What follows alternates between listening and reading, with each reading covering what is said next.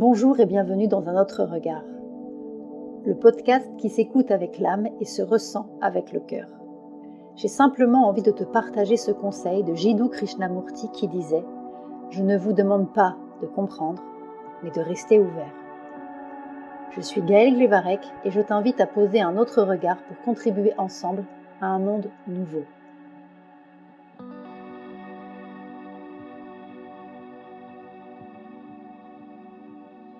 Bienvenue dans ce 3e épisode du podcast Un autre regard. Alors dans ce podcast, j'ai envie de te parler du bonheur, d'être heureux, chose qui peut sembler peut-être simple, peut-être que ça peut te sembler évident, mais j'avais envie vraiment de parler de ça parce que je trouve que c'est pas forcément si facile de choisir l'amour de soi avant tout, et du coup par ricochet, par une vibration d'amour, l'amour des autres, l'amour de ce qu'il y a autour de nous.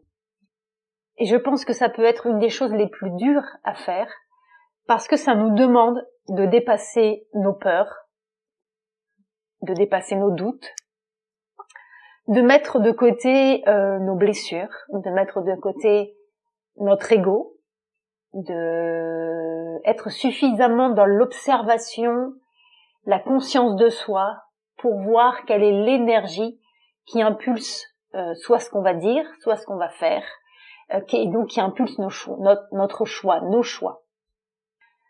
Être heureux pour moi c'est la clé déjà pour soi, pour améliorer, mettre de la joie, mettre de l'amour dans notre quotidien, mais également pour rayonner à l'extérieur dans un entourage proche, mais également pour contribuer de par notre vibration, la vibration de chaque individu. Quelqu'un qui est dans l'amour, qui est dans la joie, va avoir un taux vibratoire qui est haut, va contribuer positivement, si on met une polarité, à ce qu'il y a autour de lui, à la Terre, à la société, à l'humanité. Et ça, c'est vraiment important d'en prendre conscience et du coup de pouvoir poser des choix qu'on fait au quotidien dans ce sens. Être heureux, contribuer à son bonheur est vraiment propre à chacun, parce que le bonheur, ma définition du bonheur sera vraiment très différente de la tienne et de celle de ton voisin et de celle de ton conjoint ou de celle de ton ami ou de celle, etc. Donc c'est vraiment d'abord aller voir à l'intérieur de soi. Qu'est-ce qui t'appelle? Qu'est-ce qui fait vibrer ton cœur? Quels sont tes rêves? Qu'est-ce que tu as peut-être mis de côté parce que on a peut-être dit qu'on ne faisait pas ça, que ce n'était pas bien de croire en ses rêves, que c'était utopiste, que c'était peut-être un petit peu naïf, que le monde n'est pas aussi facile et aussi simple. Peut-être que ton mental est venu aussi mettre des doutes, mettre des peurs en disant non mais là je fais des choix qui sont complètement irrationnels, je fais des choix qui sont complètement déraisonnables, je me mets en insécurité, en tout cas extérieure. Mais pour moi, en tout cas pour l'expérimenter grandement en ce moment, c'est essentiel de rester connecté à son cœur, à sa joie, à son âme, du coup, à ce que ton âme a besoin de te dire, ce qu'elle est venue faire dans cette incarnation, et de l'écouter. Et pour cela, ça passe par des moments de silence, pour écouter, en fait, au-delà du silence, pour ressentir aussi, pour constater peut-être l'agitation intérieure, l'agitation énergétique, l'agitation du mental, l'agitation du corps, d'être à l'écoute en fait, d'être à l'écoute de ce que ton corps est en train de te dire, de ce que tes émotions sont en train de te dire, de ce que ton énergie est en train de te dire. Tous ces indicateurs, c'est vraiment comme un tableau de bord en fait, tes émotions, ton corps, les tensions qu'il peut y avoir, ton énergie, les peurs conscientes ou inconscientes que tu peux avoir, les doutes, etc. Tout ça, ce sont des indicateurs qui te disent si tu es sur la bonne voie ou sur la mauvaise voie, en tout cas pour toi. Mais c'est vrai que c'est pas toujours simple de faire la distinction parce que le mental vient aussi rajouter un petit peu sa patte, il vient mettre un petit peu sa couleur, il vient un peu comme un garde-fou mettre des protections quand c'est plutôt l'ego, je dirais, mais quand il a l'impression que on est un peu trop hors zone, qu'on arrive peut-être en tout cas pour lui dans quelque chose de dangereux peut-être parce que ça fait référence à une douleur passée, à une histoire passée, et du coup il est là et il met en alerte en fait, et il met tout de suite des gardiens, des protections pour dire attention, là c'est dangereux, attention, là on n'y va pas. La dernière fois qu'on est allé dans cette direction, on a eu mal, on était dans la souffrance, on était dans la douleur. Et ça c'est important d'en prendre conscience parce que ces schémas qui sont automatiques, qui sont devenus des réflexes de protection, qui étaient nécessaires à un moment donné, aujourd'hui, tu peux en conscience choisir en fait et te dire ok, là je vois que je remets en place un réflexe de protection, soit que je me referme, soit que je m'isole, soit que je me coupe de l'amour, soit que je me sens rejetée, abandonnée, etc. Il y a plein de choses à aller voir. Aujourd'hui j'en ai conscience, aujourd'hui j'observe ce mécanisme et je pose un choix. Ça fait peur, c'est vraiment une sortie de zone de confort, c'est vraiment aller au-delà de ce qu'on connaît et passer par cette zone en fait qui est un petit peu intense, qui est tumultueuse pour atteindre du coup sa zone de génie. Et pour moi c'est ça être heureux. Il n'y a pas de formule toute faite, il y a juste ce qui te fait vibrer, qui fait vibrer ton âme, qui fait vibrer ton cœur. Et je t'invite vraiment dans ce podcast à prendre le temps de te poser à un moment donné et même de le faire régulièrement dans le silence. Pas forcément en méditant, tu peux te mettre à une terrasse, tu peux te mettre dans la nature, tu peux te mettre allongé sur ton lit et juste de ne rien faire. T'accorder des moments où tu ne fais rien. Parce que c'est dans ces moments où tu ne fais rien qu'il y a ton intuition qui se manifeste, qu'il y a tes ressentis, qu'il y a des messages, des idées, tout ce qui va venir de cet élan créateur en fait, qui va s'exprimer à travers toi. C'est là où vient l'inspiration. Et c'est pas de l'inspiration, ce ne sont pas des idées qui viennent de ton mental, où on va être dans quelque chose de très analytique, de très cartésien, de très contrôlé, mais plutôt de cette étincelle de vie, cette impulsion qui va venir de l'intérieur, de beaucoup plus profond. Et des fois, il y a des idées complètement folles, en fait, qui peuvent émerger. Et là, connecte-toi à ton ressenti. Est-ce que ça provoque de la joie? Comment tu te sens? Est-ce que ça fait waouh, mais oui, mais j'ai trop envie de vivre ça. Ça me fait plaisir, j'ai envie d'y aller, je redeviens une enfant, je retrouve cet enthousiasme, je retrouve cette joie de vivre. Je me sens hyper connectée avec la vie, je me sens hyper connectée avec les autres, je ressens énormément d'amour. Ou alors, est-ce que ça réveille des peurs? Ça peut réveiller des peurs, évidemment. Mais à toi de vraiment faire la distinction et de dire ok. Et là, tu poses ton choix. Je choisis quoi? Je choisis de suivre cet élan créateur qu'il y a à l'intérieur de moi, cette impulsion de vie, au-delà de toutes ces protections que l'ego peut mettre en place pour dire « Ouh là là, attention, alerte, alerte !» Et là, on va être on va sortir de notre zone de confort et du coup, on va vivre des moments un petit peu difficiles, ce qui n'est pas forcément vrai, parce que la vie n'attend qu'une chose, en fait. En fait, souvent, on attend de voir le chemin pour se dire « Ok, là, je suis rassurée et je peux y aller. » Sauf que, en fait, la vie, ça marche pas comme ça. La vie, elle attend que tu fasses ton premier pas pour éclairer le suivant. Sauf que nous, souvent, on reste dans l'immobilisme, parce qu'on se dit, oui, mais moi, j'ai besoin de voir les 15 ou les 20 prochains pas.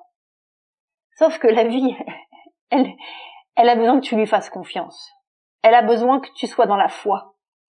Elle a besoin que tu crois en elle et que tu crois en toi, que tu crois en ton bonheur, que tu crois en ta guidance, que tu crois en ton intuition, que tu crois en ton cœur, que tu crois en l'amour, pour dire ok, ça y est, là on peut lui mettre des éclairages, on peut l'éclairer sur son chemin, on peut lui mettre en perspective les prochains pas. Sauf qu'en fait, tu as besoin de faire au fur et à mesure des pas pour avancer. C'est comme si tu avançais un peu dans le vide et qu'à chaque fois la vie, elle te mettait une marche pour dire ok, c'est bon, on y va. Et oui, ça fait peur. Mais pour moi, c'est ça, être heureux. C'est prendre soin de soi, écouter ses besoins, écouter son cœur, écouter son âme et y aller. Et faire le choix. Est-ce que je choisis l'amour de moi-même, l'amour de la vie? Est-ce que je lui fais confiance? Est-ce que j'ai pleinement foi en ça? Ou est-ce que plutôt, je dis non, tant que j'aurai pas une vision claire sur les 10, 15, 20 prochains pas, je ne vais pas y aller. Et dans ce cas-là, on reste dans l'immobilisme, on ne peut pas avancer, et les choses ne se mettent pas en place, les choses ne bougent pas, et on est de plus en plus enfermé dans ses peurs, dans ses doutes, on est de plus en plus coupé de cette joie intérieure, de cette pulsion de vie, de cet enthousiasme, de cet amour avec un grand A, et on s'éteint au fur et à mesure. Et c'est vrai que pour moi, c'est ça être heureux. C'est souffler sur cette braise, souffler sur ce feu intérieur, et se dire, ok, j'y vais. Je fais confiance, et j'y vais. Donc oui, qu'est-ce qui fait vibrer ton cœur? Qu'est-ce qui fait chanter ton âme? Qu'est-ce qu'elle te murmure? Qu'est-ce que te dit ton intuition? Qu'est-ce qui te rend heureux? Ça peut être des choses des petits pas en fait, des choses très simples, comme des pas un petit peu plus importants, mais ça peut être juste de s'écouter dans l'instant et de se dire tiens, j'ai envie de me faire un plaisir, j'ai envie là plutôt que de terminer ce que je suis en train de faire, je peux m'accorder une petite heure, je ferme mon ordinateur et je vais aller me balader, je vais aller m'accorder un moment avec moi ou avec mes enfants ou avec mon chien ou avec bref, peu importe, et je vais juste suivre mon élan de l'instant. Et puis ça peut être des choses un petit peu plus, je dirais un pas un peu plus grand, comme je choisis de changer de travail, je choisis de déclarer ma flamme à cet homme ou à cette femme qui est au fond de mon cœur depuis si longtemps. Et oui, ça me fait peur. Oui, ça me met dans une insécurité financière, affective, suivant le pas que tu as besoin de faire. Mais c'est là que mon âme chante. C'est là que je vibre. Pour illustrer ce que je viens de te dire, j'ai envie de te partager une partie de mon parcours professionnel. J'ai un parcours très classique où j'ai fait des études, j'ai fait un BTS, j'ai fait une école de commerce. Voilà, j'étais pas forcément une élève excellente, mais je travaillais, j'avais ma force de travail, donc j'avais des bons résultats. Et puis, sortant de l'école de commerce, j'avais une spécialisation, j'ai fait une année en spécialisation, donc je me suis spécialisée en audit et contrôle de gestion. Et pour moi, mon rêve, comme c'est un peu c'est le rêve que j'avais adopté, c'était de me dire, je vais intégrer une grande société, une grande entreprise, et puis je vais travailler en tant que cadre dans cette entreprise. Donc, je m'étais imaginé tout un monde, tout un univers, et je me serais dit, waouh, ça va être super. Donc, c'est le chemin que j'ai pris. Moi, je vis à La Réunion, mais à cette époque-là, j'habitais à Paris. Donc, j'ai intégré une grande entreprise du CAC 40, une grande entreprise française, et j'étais à la direction financière de cette entreprise. Et waouh, j'étais contente. C'était comme dans mon rêve, quoi. Je me voyais dans des réunions, je me voyais manger sous les toits de Paris avec les directeurs de telle ou telle région. J'étais contente. Ça n'a pas duré longtemps parce que c'était pas mon rêve en fait. C'était pas ce que j'avais au fond de moi, sauf que je savais pas vraiment ce que j'avais au fond de moi. Et puis je passais de plus en plus de temps à être dans l'humain qu'à être vraiment dans les chiffres. Et je voyais bien que ça collait pas trop. Je sentais que j'étais pas à ma place. J'avais un peu de colère, j'étais pas forcément très heureuse dans ce que je faisais. Et puis mon corps a commencé à m'envoyer des gros signaux d'alerte. Donc j'ai commencé à faire des ulcères, à plus dormir la nuit, à avoir un mal de ventre horrible. Donc je dormais avec des bouillottes. Enfin je dormais pas, mais j'avais des bouillottes sur le ventre toute la nuit. Et puis un jour j'ai croisé le chemin d'une dame qui venait faire des massages dans le comité d'entreprise où je travaillais. Elle faisait du shiatsu. Et puis je prends une séance parce que je me suis dit là ça va peut-être me faire du bien, je sais plus trop quoi faire, j'ai pris plein de médicaments, ça marche pas. Et puis là, la vie est juste magique. Elle me raconte une histoire. Et elle me raconte la fable de Jean de La Fontaine, le loup et le chien. Donc si tu ne la connais pas, je t'invite à aller la lire, mais je vais juste la résumer très, très rapidement. C'est un loup qui rencontre un chien. Et il commence à discuter. Et puis le loup s'interroge parce qu'il lui dit, mais tu es vraiment très beau. Tu as un beau poil, tu as l'air d'être bien nourri, tu as l'air d'être bien gras, tu as l'air d'être aimé. Franchement, comment tu fais? Enfin, ça me donne vraiment envie. Et le chien lui dit, ben oui, en fait, moi je mange à ma faim, j'ai ma nourriture tous les jours, je reçois de l'amour, des caresses, je dors à l'abri, j'ai ma niche, donc j'ai jamais froid et tout va bien. Et puis le loup lui dit, waouh, ça a l'air super en fait. Et puis il regarde un peu plus en détail et il lui dit, mais qu'est-ce que t'as autour du cou? Et le chien lui dit, ben ça c'est mon collier. Ton collier? Ben oui, en fait, parce que pour être nourri, pour avoir des caresses, pour dormir à l'abri et au chaud, eh ben je porte un collier et je suis parfois attachée. Et là le loup lui dit, mais donc en fait tu as vendu ta liberté contre ce confort. Et il dit oui. Et là le loup dit non, moi c'est pas possible, je ne vais pas pouvoir le faire. Et tu vois, à partir de cette simple fable que cette femme m'a partagée un midi à mon heure de repas, ça a complètement changé le cours de ma vie. J'ai tout de suite embrayé dans une formation qu'elle proposait, donc je me suis formée au shiatsu. Et là j'ai découvert le monde de l'énergétique. Je me suis reconnectée à mon corps, à mes ressentis. J'ai commencé à découvrir que mon corps me parlait, à décoder les messages qu'il m'envoyait. Et puis, je pense que quelques mois après, j'ai quitté mon emploi. Et je suis rentrée à La Réunion. Et là, toute ma vie professionnelle a basculé dans quelque chose que j'ai choisi, dans quelque chose de plus proche de l'humain, où je me sens à ma place. Alors, ça demande très régulièrement d'être réajusté. Mais au moins, c'est en cohérence avec qui je suis. Ça répond à mes valeurs.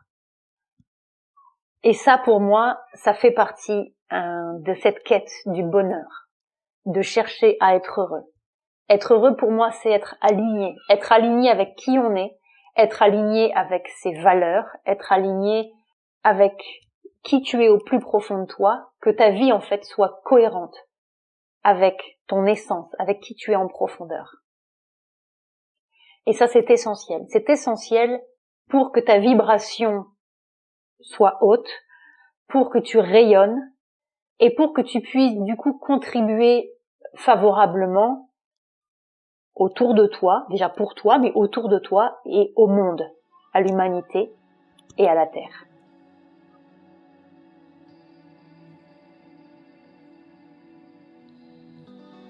Merci beaucoup d'avoir écouté ce podcast. Si tu cherches de la clarté pour être plus aligné et relié à ton cœur, je t'aide à le faire dans mes séances intuitives.